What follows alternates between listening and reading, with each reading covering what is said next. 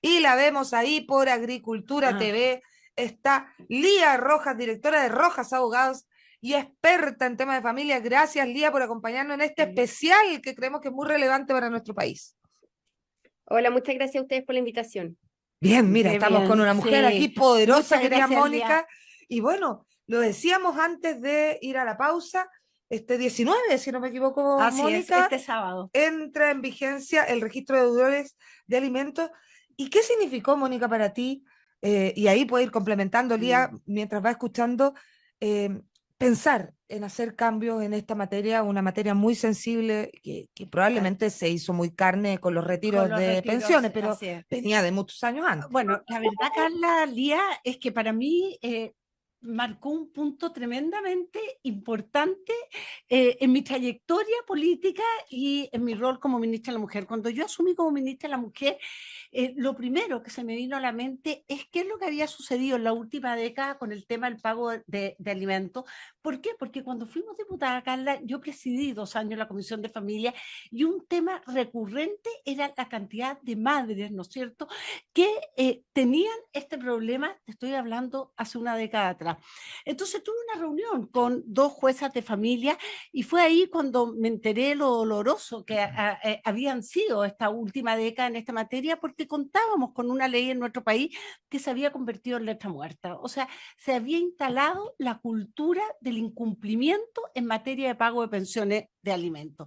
Y cuando tú entras a ver la cantidad de hogares monoparentales, ¿no es cierto?, la cantidad de familias, de niños y niñas que se han visto perjudicados por esta falta de responsabilidad, por esta falta de corresponsabilidad por parte de los padres, dijimos, bueno, aquí vamos a tener que hacer algo. Y como todo en la vida, las estrellas se alinearon, al poco andar vino el retiro del 10% y un grupo de diputadas, senadoras, que también ya veníamos conversando estos temas, decidieron exigir, ¿no es cierto?, la retención para aquellas personas que no habían pagado su pensión de alimentos.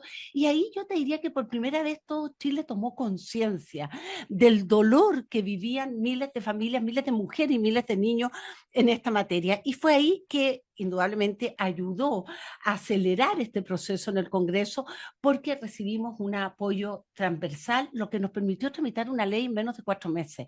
Y eso tú sabes que no es algo fácil, y por supuesto el presidente Piñera desde el día 1 apoyó que hagamos justicia en esta materia, porque no podemos hablar de que vamos a cerrar brechas de género, queremos igualdad de oportunidades, cuando no somos capaces de cumplir con lo mínimo.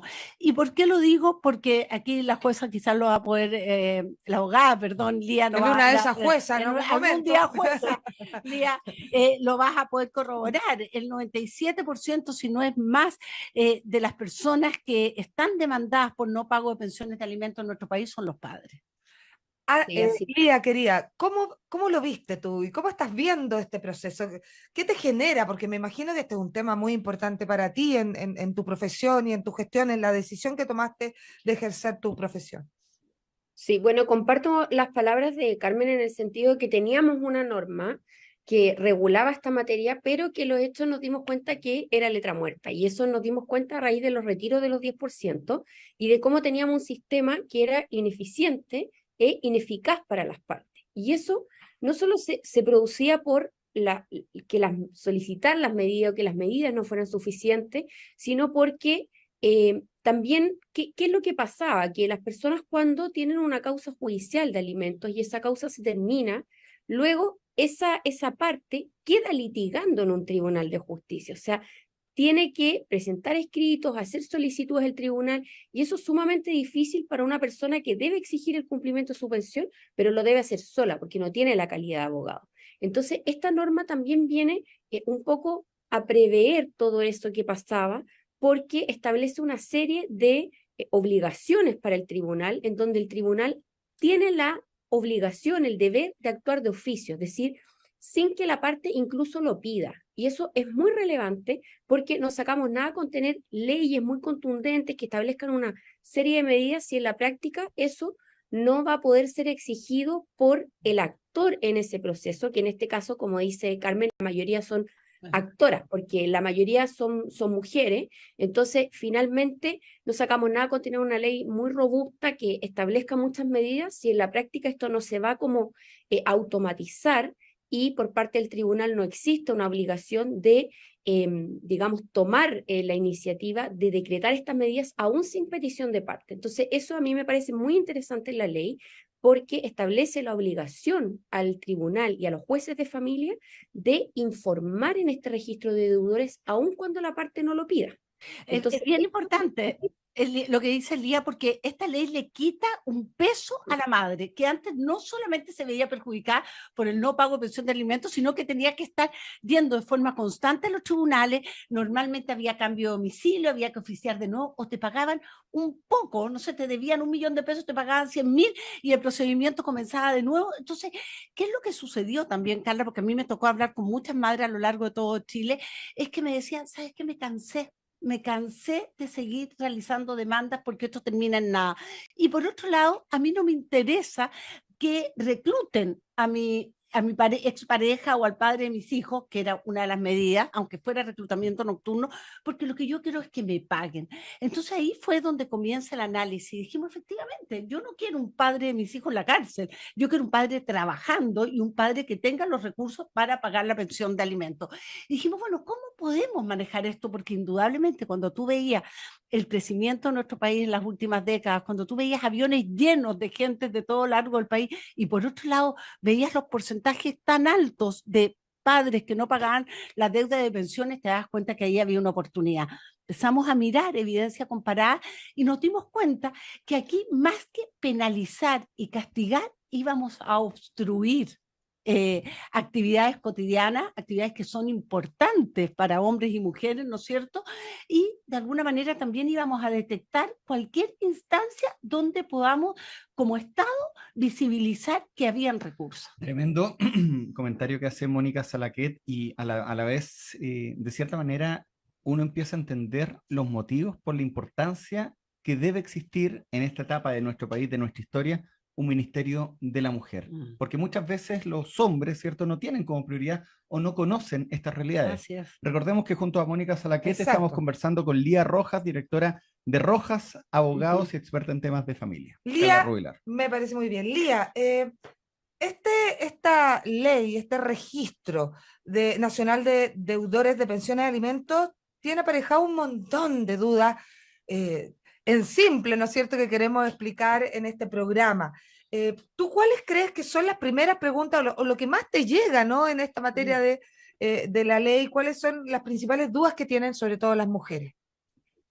Bueno, yo creo que la primera duda es una duda muy genérica, que es cómo hacerlo, ¿ya? ¿Cómo hacerlo? ¿Cómo empezar? Muchas veces la gente no sabe cómo empezar o no sabe incluso si es que puede pedirlo. Entonces es muy importante saber que tiene que haber una pensión de alimentos que esté regulada, ya sea que se haya fijado por una mediación, que haya sido aprobada judicialmente, o que existe una causa judicial en la que se llegó a un acuerdo o se dictó una sentencia.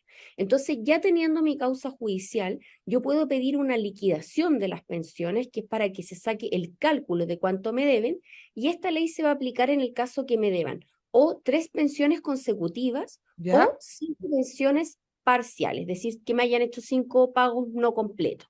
Entonces, en ese caso, yo voy a pedir mi liquidación de deuda, el tribunal va a sacar el cálculo de esa deuda, lo va a notificar a la otra parte y si no hay objeciones o habiéndolas estas se resuelven, el tribunal va a poder ya oficiar al registro civil para que se incluya a ese deudor en este registro nacional. Y ya incluyéndose en el registro nacional, va a implicar que la persona va a tener una serie de trabas para poder realizar distintas funciones, digamos, en su vida y en operaciones que quiera realizar, que lo van a instar al pago de las pensiones de alimentos. Lía, para que profundicemos antes de entrar en el registro y en todo lo que le pasa al que entra a este registro de deudores, las pensiones de alimentos han sido siempre debate, incluso debate público, lo decía Cristian, a pito de algunas personas famosas en nuestro país. La pensión de alimentos la determina el tribunal y qué mide para determinar cuánto es el monto? Porque ahí siempre se dice, no, paga menos, paga más, debería haber sido más. ¿Hay alguna estándar? ¿Esto es solo criterio del tribunal? Estas son las dudas que siempre tienen muchas mujeres en esta materia. Sí. Bueno, aquí Pregunta enredada, parece. Sí, sí, sí. O sea, puntualicemos un poquito lo que me preguntabas al final. Sí, claro. La pregunta es finalmente, eh, las mujeres se preguntan, ¿el monto de la pensión de alimento para mi Sí, hijo sí, está ya, perdón. regulado ahí como un estándar? Ahí, miro Sí. tal cosa, tanto gana el papá de los niños, o en realidad depende de múltiples factores, un tribunal puede fallar completamente diferente a otro, ¿cómo es? Mira, la verdad es que eso es muy relativo y es una pregunta bien recurrente. La pensión de alimentos se puede fijar de común acuerdo entre las partes, porque ahora en los procesos de familia, y ya hace varios años, tenemos fijada una instancia de mediación. Ya, Es decir, nuestro legislador dijo, no quiero que las partes vayan directamente al tribunal, quiero que antes exista una instancia de conversación en donde se pueda acordar digamos, se pueda conversar si es que existe la posibilidad de un acuerdo y así descongestionamos el tribunal. correcto. Entonces, lo primero es ir a una mediación y ahí las partes van a estar ante un mediador en donde no es obligatorio llegar a acuerdos, pero sí se va a dar una conversación, esa persona va a tratar de darles lineamientos para que logren este acuerdo y de común acuerdo se puede fijar una pensión de alimentos. Si se fija en esa instancia de mediación, eso se manda al tribunal para que lo apruebe y esa aprobación por parte del tribunal va a tener el mismo efecto que una sentencia. Si yo no llego a acuerdo en esa mediación, yo voy a tener que ir a un juicio. Y en ese juicio se va a determinar cuál es la pensión de alimentos y para eso se tiene que tener en cuenta una serie de factores. Primero, cuáles son las necesidades que tiene ese alimentario, cuál es la capacidad económica que tienen ambas partes y cuántas cargas de familia soporta cada uno, es decir, cuántos hijos tienen, qué otras cargas soportan. Y en base a eso, el tribunal fija una pensión que debe habilitar a ese alimentario para vivir de un modo acorde a su posición social de manera modesta. ¿Ya? Entonces, de acuerdo a esos criterios, vamos a tener la fijación de una pensión de alimentos. Ahora, que yo vaya a una causa judicial no obsta que las partes no puedan llegar a un acuerdo también dentro del proceso judicial, que también pasa muchas veces. ¿Ya? Si no, el tribunal dicta una sentencia y fija una pensión. Pero también esta nueva ley del Registro Nacional de Deudores establece que antes siempre decíamos, bueno, la pensión no puede exceder la mitad de las rentas del Claro. obligado al pago de esos alimentos. Pero hoy día también con esta ley tenemos que, se establece que si es que hay casos justificados, el tribunal puede incluso superar ese 50%. Así Mira, es. Oye, pero Entonces, es bien es una gran novedad. importante hacer este llamado a quienes nos están acompañando hoy día en el programa o si conocen a alguien que vive esta situación, que se actualice, ¿no es cierto?, ante los tribunales esta demanda, porque como te mira, digo, mira, a ver. había mucha gente que ya no creía, entonces dejó de demandar hace muchos años atrás, y esto no es mágico, o sea, creo que la gran innovación de esta ley está en la creación de este Registro Nacional de Deudores, donde son los tribunales quienes van a incorporar al deudor, pero tiene que haber una causa vigente, ¿no es así, Lía? Sí, efectivamente tiene que existir la causa vigente o las partes tienen que haber llegado a un acuerdo en Así mediación es. y ese acuerdo se tiene que haber aprobado. Ahora, pasa muchas veces que las personas no saben lo que pasó en la causa porque es un mundo muy desconocido. Entonces, para eso, también tenemos hace ya un par de años la oficina judicial virtual que está en la página del Poder Judicial, en donde las personas con su clave única pueden acceder a sus casos a una plataforma en Ya. donde están todos los expedientes de los casos que hayan tenido. Entonces, es un sistema muy fácil, muy amigable con el usuario, a través del cual la persona puede ingresar y revisar sus casos. Ahora, ¿qué pasa? La persona dice siempre, ¿cómo puedo empezar? Bueno, puede empezar a través de esta plataforma, pero además, también a raíz de todos los impedimentos que nos dimos cuenta que existían para exigir esta pensión de alimentos, hoy día tenemos una opción en esta página del Poder Judicial, en la oficina judicial virtual, que se llama Trámite Fácil y que para mí también es una tremenda ganancia que han podido tener las personas, en donde tú ingresando a Trámite Fácil con tu clave única, pues a través de formularios preestablecidos, solamente ir llenando los datos para hacer estas peticiones. Entonces eso también es sumamente importante porque antes las personas, no me acuerdo, Carla, creo que lo dijiste tú, que tenían que ir al tribunal, hacer presentaciones, Entonces, eso ya se acabó, o sea, eso ya es parte del pasado, ya no existen papeles que haya que ir a dejar, trasladarse físicamente, entonces todo se puede hacer a través de esta opción de trámite fácil que establece, digamos, estos formularios con los cuales se puede empezar y puedo ir realizando muchas actuaciones solamente con mi clave única. Estamos conversando con Lía, nuestra abogada, y con Mónica, y nos vamos a ir a la pausa, y a la Perfecto. vuelta vamos a entrar ya en los detalles. ¿Qué es el registro de deudores? ¿Quiénes entran? ¿Cómo salen? ¿Qué significa? ¿Cuáles son las consecuencias? ¿Cuáles son las consecuencias? Que es lo más importante. Así que nos vamos a ir a la pausa, comprometidos con las nuevas generaciones, aceros. Estamos con Lía Rojas, directora de Rojas Abogados y experta en temas de familia, y la gran Mónica Salaquet. Mónica, ¿qué es este famoso registro al final del día? Este Registro Nacional de Deudores es una innovación tremenda que nos permite hoy día tenerla en nuestro país gracias a las nuevas tecnologías. Esta va a estar a cargo del registro civil y de identificaciones, y donde a partir de el próximo sábado, 19 de noviembre, empiezan a correr los plazos. Es decir, aquellos padres que no paguen 3 meses consecutivos o no paguen de 5 meses de forma discontinuo, o tengan deudas atrasadas, a fines de febrero ya van a ingresar automáticamente a este Registro Nacional de Deudores. Y acá hay un punto bien importante: para salir de este registro. ¿Se puede salir? Sí, pero para salir ese padre va a tener que ir a los tribunales y demostrar que está al día. O sea, tú ya no vas a salir porque pagues parcialidades, sino que para salir del registro vas a tener que estar al día.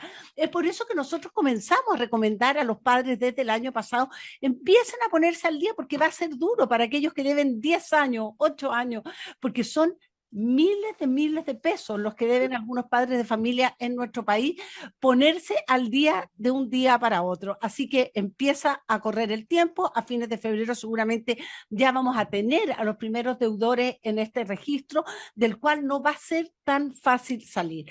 Ahora, Carla, ¿cuáles son los obstáculos que se va a encontrar este deudor?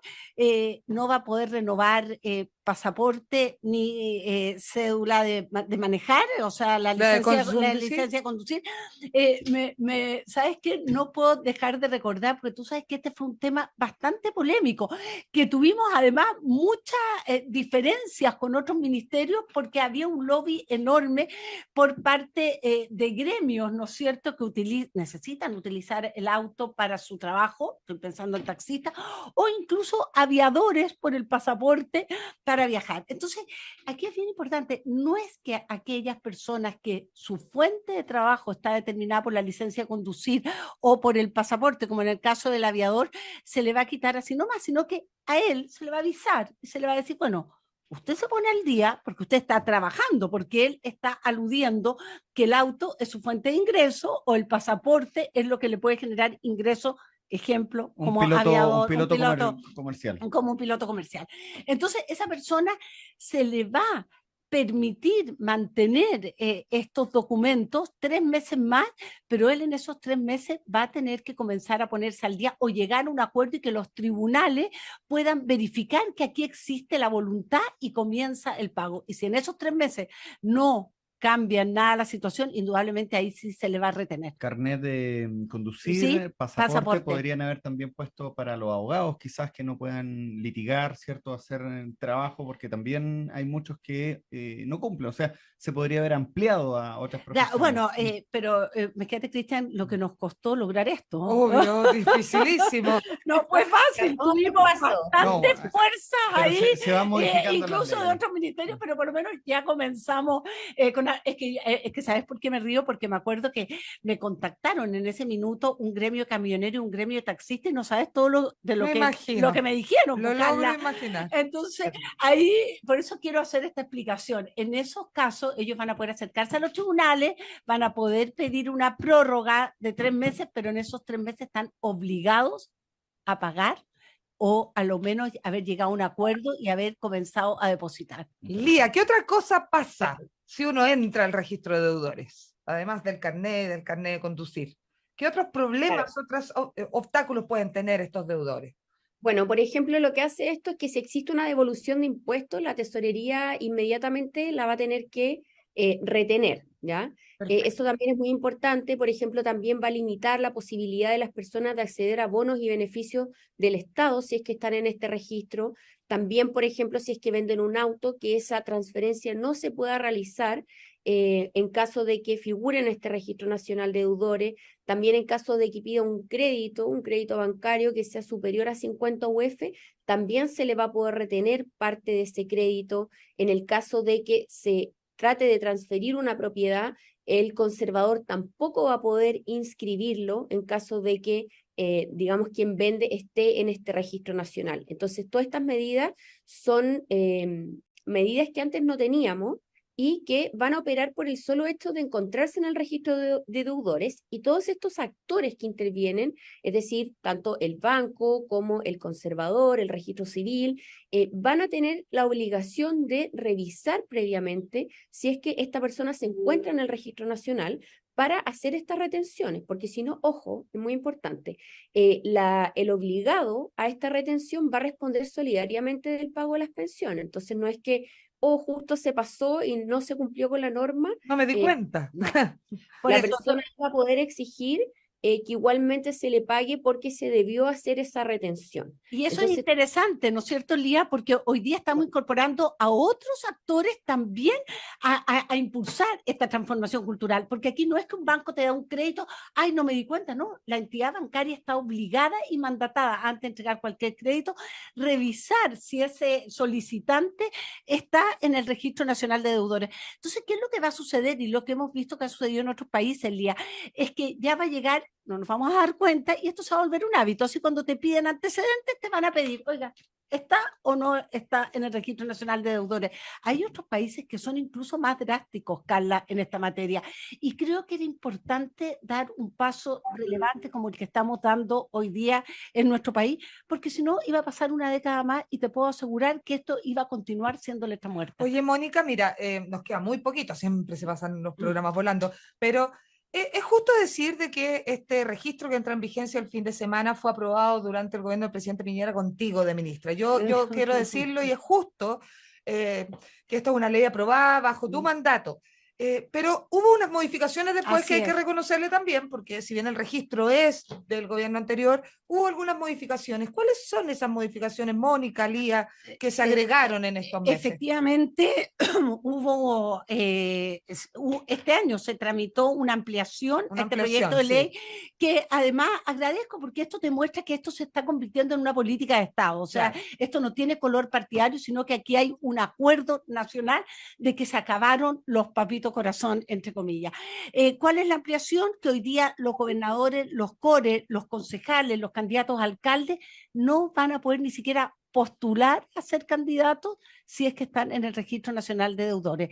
Eso es importante. Es un tremendo avance. Es un avance, porque sabes que una autoridad, alguien que nos quiere representar, a lo menos tiene que cumplir con esto, ¿no? ¿No es cierto? Por lo menos, Lía, ¿Incluye alguna... la presidencia de la República?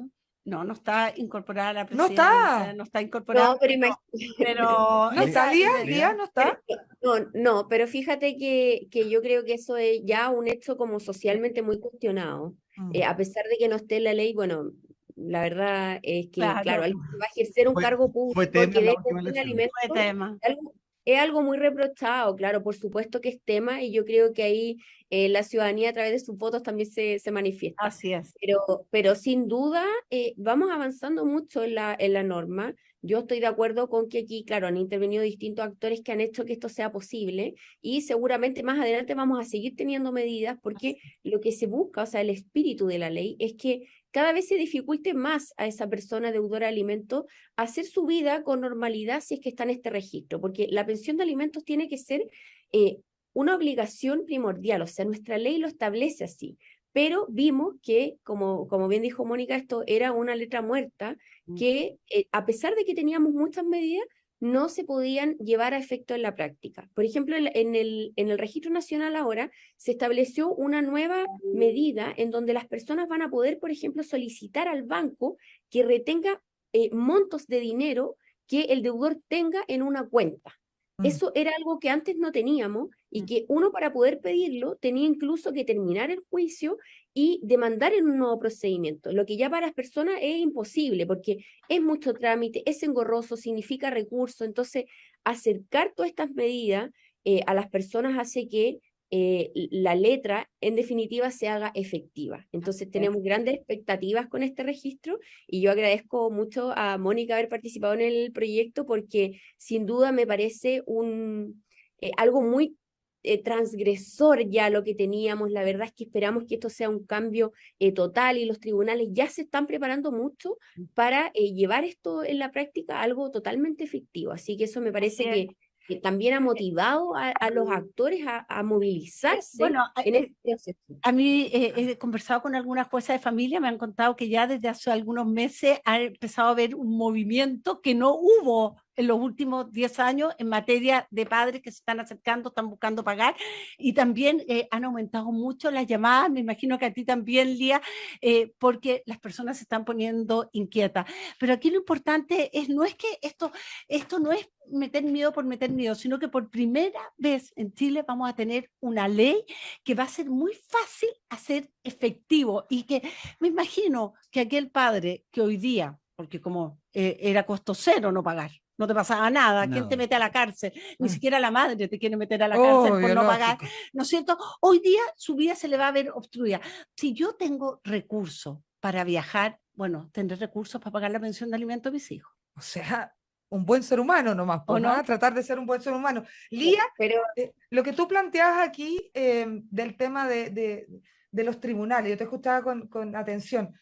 En algún momento el tema del retiro del 10% generó mucha presión sobre los tribunales y las mamás incluso decían, pucha, no está saliendo la resolución, no notifican a la AFP, no me está llegando la plata a pesar de aprobar la ley. Aquí vamos a tener un tema expedito o pudiera haber alguna complicación porque sea tan masivo, ¿no? El registro, claro. que tengamos algún problema de ese estilo.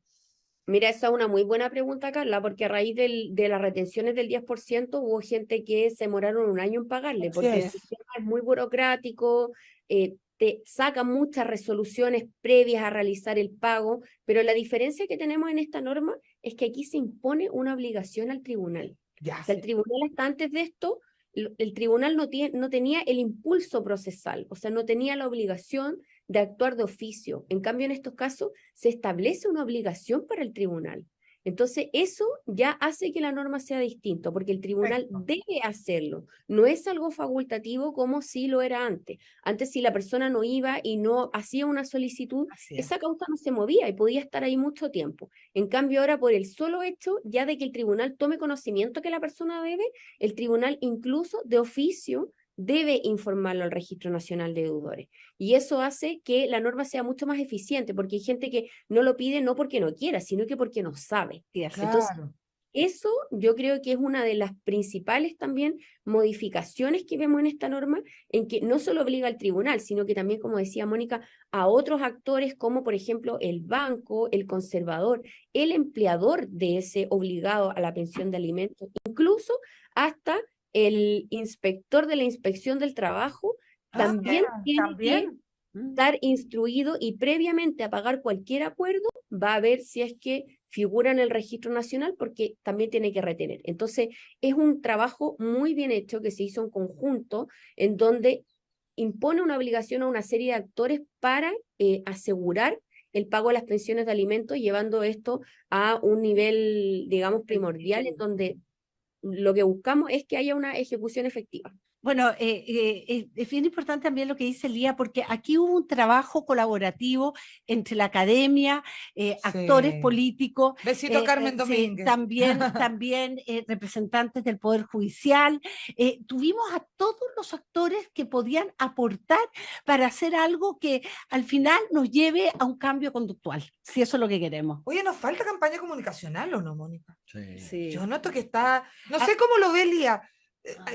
Las mujeres están sabiendo de esta ley, saben lo que implica, los hombres sobre todo que no han pagado, se van a decir, pero ¿por qué dice los hombres? Porque como decía muy bien Mónica, más del 97% finalmente son padres los deudores. No, yo iba a preguntar por los hombres que no se les paga la pensión también. No, también, esta ley, si es una mujer la deudora, ella también entra al registro. Mira. Sí, pero hablamos habitualmente de las mujeres a las que se les debe, porque y son los niños al final también los que tienen este derecho, pero ¿está la ciudadanía bien informada, Lía? ¿Tú lo notas? ¿O está llena de preguntas, llena de dudas? falta No, yo creo comunicación. que sigue estando llena de preguntas y de dudas, porque igual es una norma que, claro, si bien establece nuevas reglas, nuevas obligaciones, cosas nuevas, igual yo siempre digo, son leyes. Entonces, en la medida que sean leyes, son difíciles de entender para el usuario. Entonces, para mí es muy importante que las personas se empoderen y que sepan que con algo tan simple como esta clave única del registro civil,